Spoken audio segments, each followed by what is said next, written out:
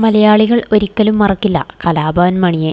അദ്ദേഹത്തിൻ്റെ ഓർമ്മകൾക്ക് ഇന്ന് 10 വർഷമാവുകയാണ്. 10 വർഷങ്ങൾക്കിപ്പുറവും മലയാളി ജീവിതത്തിൻ്റെ ഭാഗമായി തന്നെ തുടരുകയാണ് കലാഭവൻ മണി.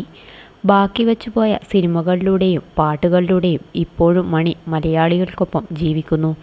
മണി ഓർമ്മയായി 10 വർഷമാകുമ്പോൾ ആ കുടുംബത്തിൽ നിന്നൊരു സന്തോഷ വാർത്തയും വരികയാണ്. മണിയുടെ ഏറ്റവും വലിയ ആഗ്രഹമായിരുന്നു മകൾ ശ്രീലക്ഷ്മിയെ ഡോക്ടറാക്കുക എന്നത്. അച്ഛൻ ഒപ്പമില്ലെങ്കിലും അദ്ദേഹത്തിൻ്റെ ആഗ്രഹം നിറവേറ്റിയിരിക്കുകയാണ് മകൾ. മണിയുടെ സഹോദരനായ ഡോക്ടർ RLV രാമകൃഷ്ണനാണ് മണിയുടെ മകൾ ഡോക്ടറായ വിവരം പങ്കുവയ്ക്കുന്നത്. ചേട്ടൻ്റെ ആഗ്രഹം പോലെ തന്നെ മകൾ ഡോക്ടറായി. മകൾ MBBS കഴിഞ്ഞ് പ്രാക്ടീസ് ചെയ്യുന്നു. എന്നെ സംബന്ധിച്ചിടത്തോളം എനിക്കും വളർന്നു വരാനുള്ള വലിയൊരു സാഹചര്യം ചേട്ടൻ ഒരുക്കിയിരുന്നു. ഡോക്ടറേറ്റ് കിട്ടി. കലാമണ്ഡലത്തിൽ അസിസ്റ്റൻ്റ് പ്രൊഫസറായി ജോലി കിട്ടി.